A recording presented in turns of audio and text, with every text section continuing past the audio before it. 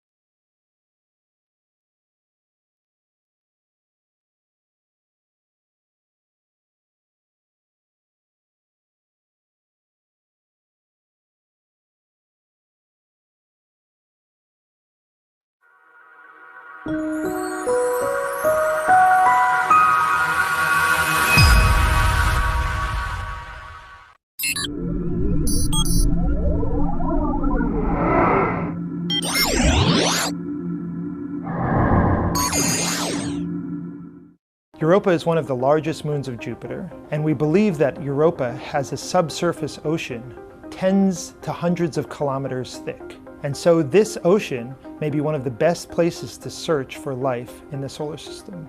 There's been 3 space missions that have provided evidence for Europa harboring liquid water. The first one is Voyager in the late 70s. The second one is the Galileo mission in the late 90s. And most recently Hubble, which detected plume-like emission from hydrogen and oxygen, which is closely related to the existence of water beneath its surface.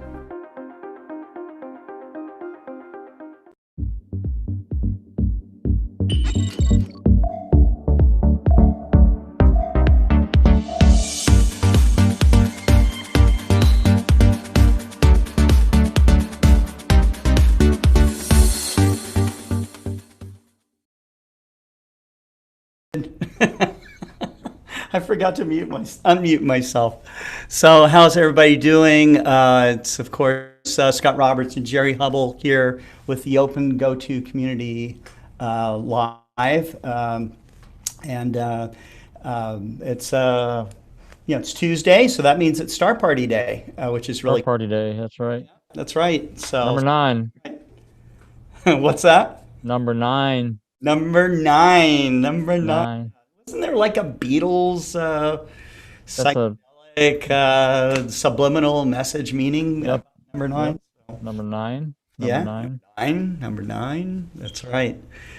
So anyhow, it's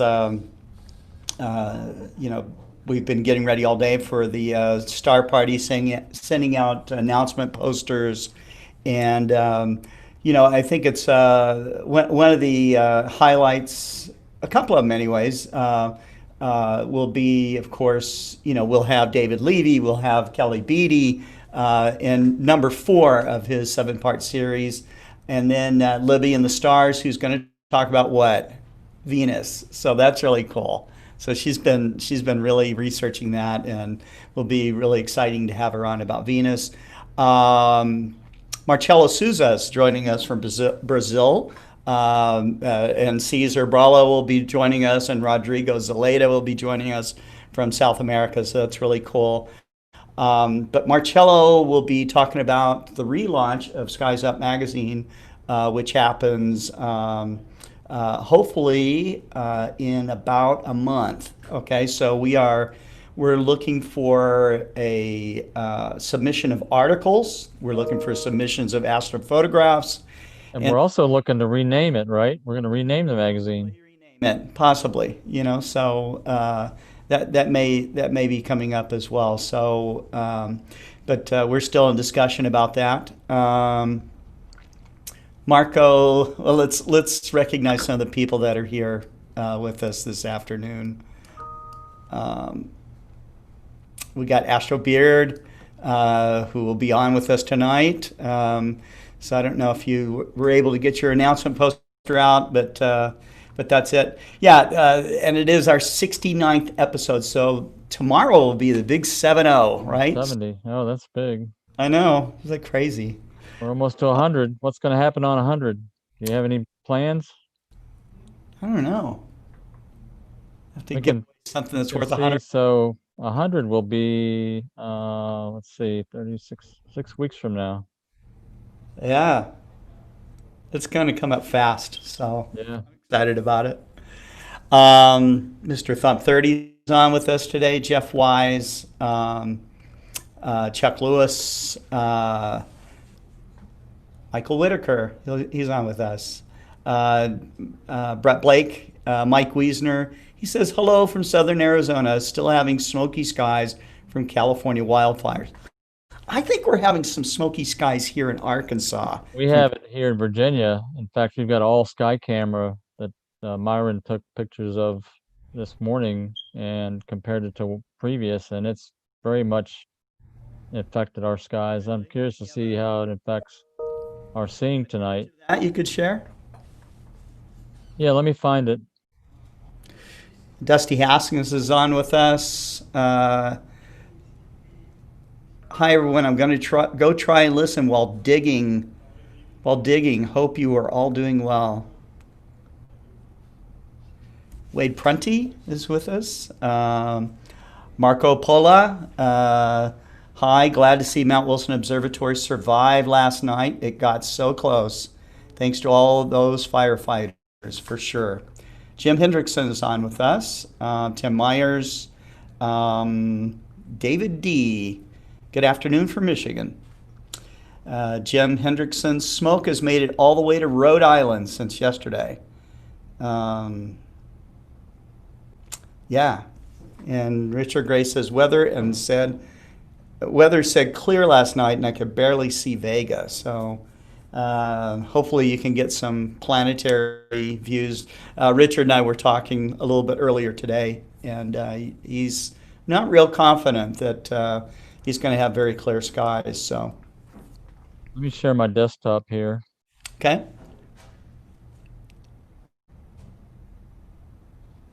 All right, you see that? Oh, wow. Sure do. And what's that all the way down to the horizon there? Is that like Jupiter, Venus? Oh, on the left? Yeah. I think that's the moon.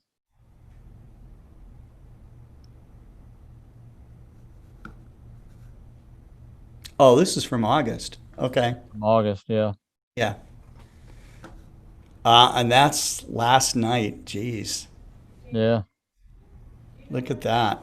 This is a long exposure because you can see the stars, but you can see how bright the horizon is. Yeah. A lot of reflection off the dust in the sky. Yeah. Crazy. Yep. Yep. Well, hopefully the fires die down and we can get back to some clear skies.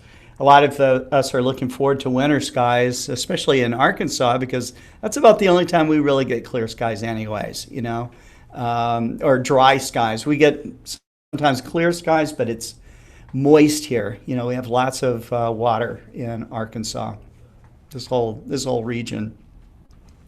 So that cuts down our transparency. It does improve the seeing though.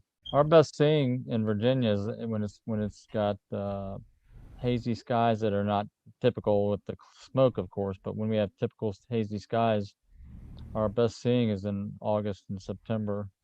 Mhm. Because the moisture in the air really stabilizes the air. Uh, it adds mass to the air and it stabilizes the temperature, so that keeps the seeing down below normal or below average, I guess I should say. Right. Well, let's talk a little bit more about the magazine, Jerry. You know, Marcello will be on with us tonight on the Star Party. He's going to talk about the magazine a little bit and plans that we have for the relaunch. But where we want people to go is to a new groups.io group called Explore Alliance Outreach. And Yeah, I can bring that up on the screen here and go to that.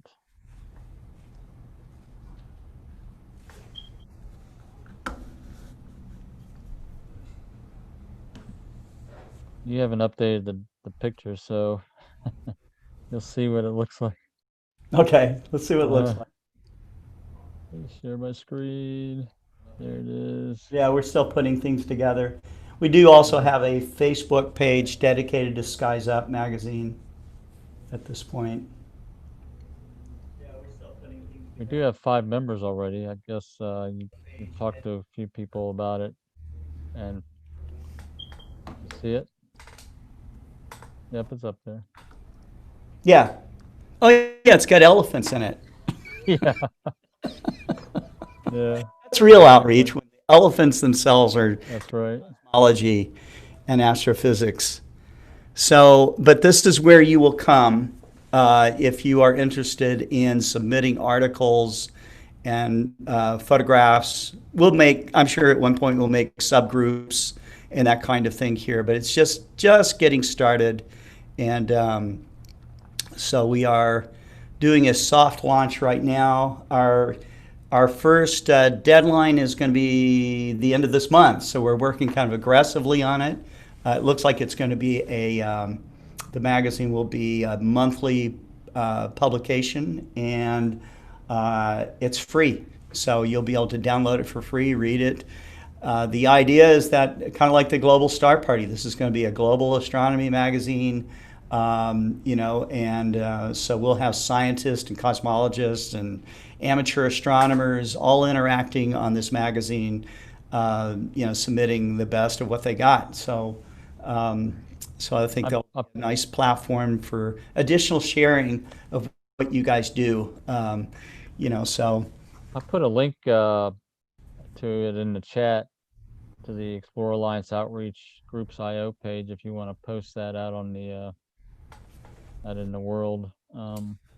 yeah, So I just thought of a couple things that well, this magazine I think is going to encompass what we do here on the show too, right? So we might have a section on OpenGOTO Community, and we also probably would have a section on the Global Star Party, right? absolutely, absolutely. So we could talk about what goes on during Yeah, the month. I don't know how often once a quarter or once a month, how often do you think it'll be once a put month. out? Once a month, because you know, we're doing star parties once a week. We're on the air every day. You know, so there's a lot of content that's going to come up. A lot of people that might get inspired to, you know, submit content. You know, that may not. You know, where the written word and photographs tell a better story than maybe just being up live. So. Right. But Mike says he just joined the new group. Thank you, Mike. That's awesome. So let me find the URL for that. Scott's the owner of the group. I'm not the owner, so he's gonna have to manage. Unless he makes me a moderator to do a lot of stuff, I can update it, but Moderate not right too, now but until you do that. he's pretty busy as it is. No, Yeah, I don't need another group to manage. Working that that site with us. We might need your advice from time to time, but that's what we're up to. So let me find groups.io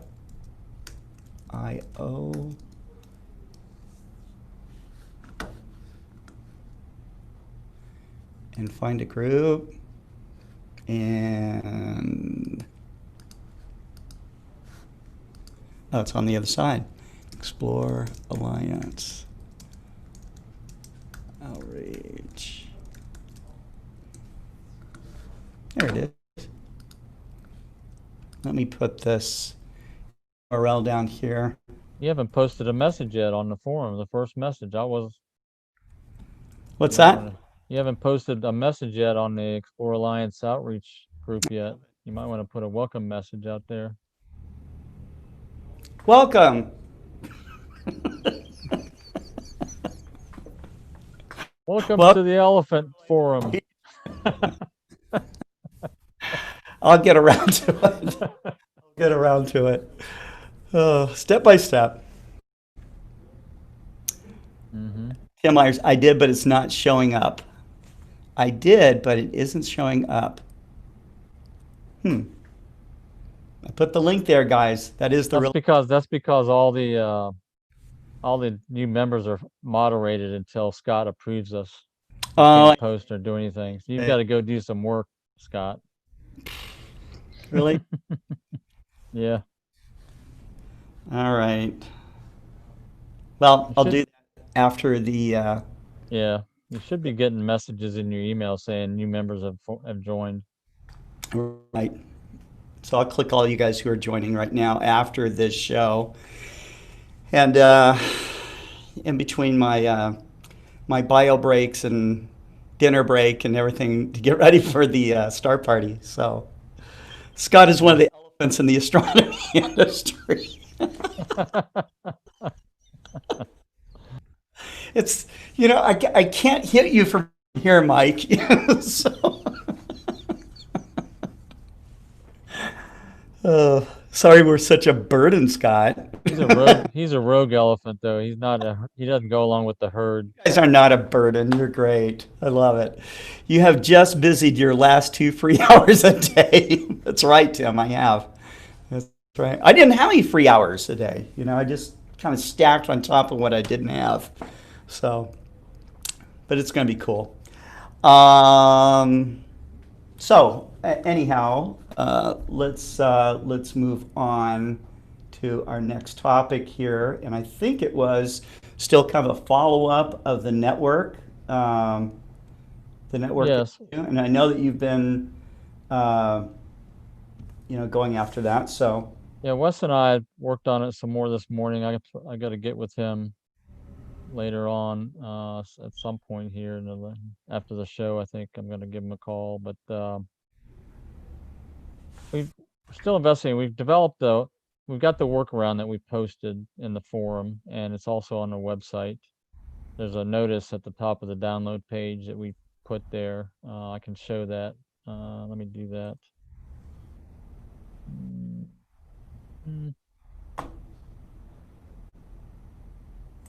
Give me a second here.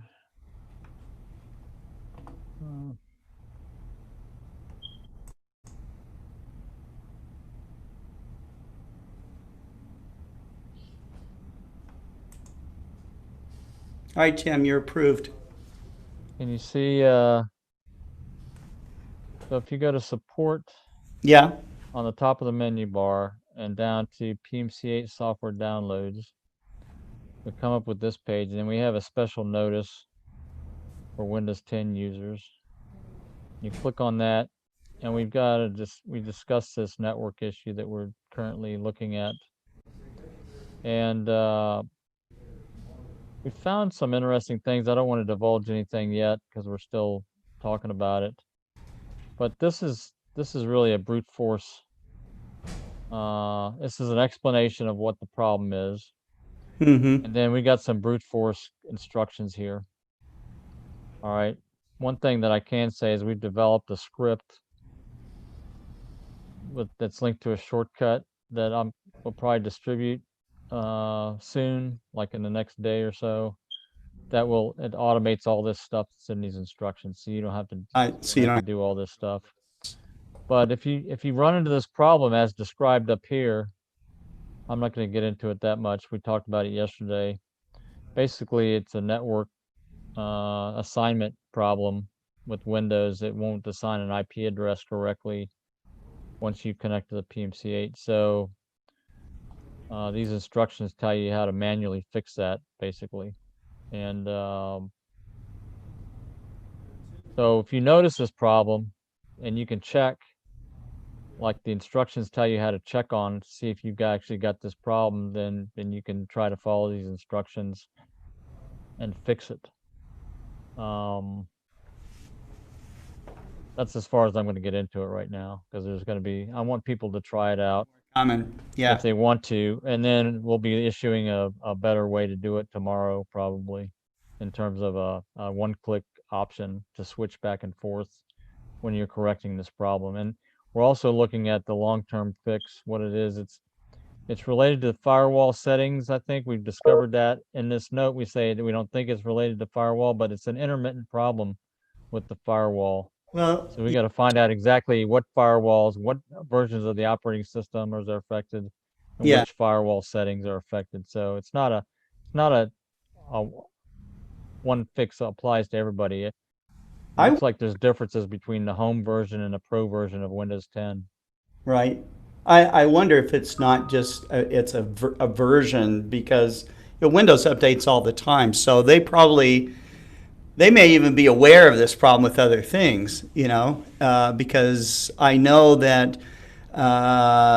it has been intermittent, okay, as far as it working right off the top for some people, and then some people get bombed out, and then and even yourself, you've had it work and not work. So Right. it's kind of strange, but anyways, we'll get down to the bottom of it. One of the things I can tell you is that I worked with a lot of different programmers over the years, in the development of GOTO systems. And Jerry Hubble, when there's an issue or there's a problem, I mean, he is on it. And so they work it until they get it figured out. A lot of companies, man, I don't want to name names or anything like that, but I've seen programmers drag their feet for weeks and months fixing something. Thank you, Scott. When I saw them fix it, it was like done within a couple of days, so. Yeah. Thank you. Yeah, we know how painful it is for customers to run into these things, and we're pretty aggressive about trying to minimize the frustration people have. Although if you can't get rid of 100%, we try to help the best we can. And that's all customer service and the whole company. That's our goal. Customer service is our number one goal, right, Scott? That's right. That's right. And we try to be very transparent with you. So as soon as we knew that there was a problem, we're talking about it live here on the internet for everybody to hear it. So, and directing you on where to see more about the problem and our fixes as we go along. Wolfgang says, I have an issue with my PMC8. I level my mount, doing a polar alignment. During polar alignment is then at park position. I make a 2-star alignment and miss the target around 20 degrees. When I do the target by hand in the finder, the mount. Wolfgang, that doesn't. So let me see if I understand what he's saying. So he does he sits it down, does a polar alignment, a manual polar alignment, as close as he can do. Doing a polar. And then he slews to an object and it's off by 20 degrees. Yeah, he says that it's then at park position. He makes a 2-star alignment and then he misses the target star by about 20 degrees. That sounds like time. Yeah.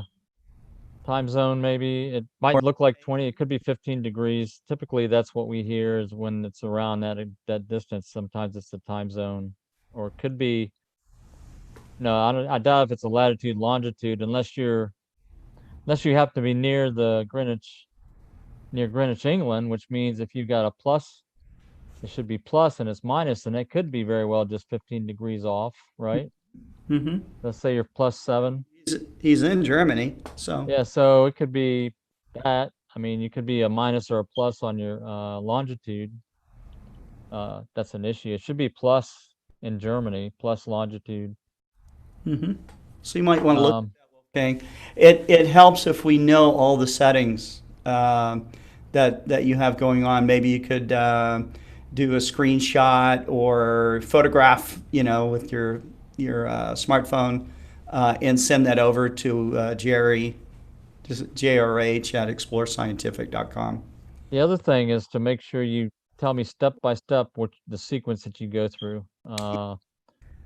You can say I started up my PMC-8. It was normal startup. It connected fine. I was able to move it manually. When I'm at the perk position, then I hit 2-star or 3-star alignment, and it goes to the first star, and it's off by 20 degrees or something like that, whatever it happens to be. So try to be very granular in your description of what your steps you're taking to get the problem. Yeah. There's a couple of questions that came up from the group already. How is he doing his polar alignment? And then Chuck Lewis says, does he restart the PMC-8 from the home position? Tim says he has sunset much sooner than we do in the States. Maybe we could plan some live help. Yeah, that's a possibility. So Wolfgang, why don't you see if you're able to maybe get on with this live at some point. Today would be a little difficult because we got the star party, but we could do it tomorrow. So that's another possibility.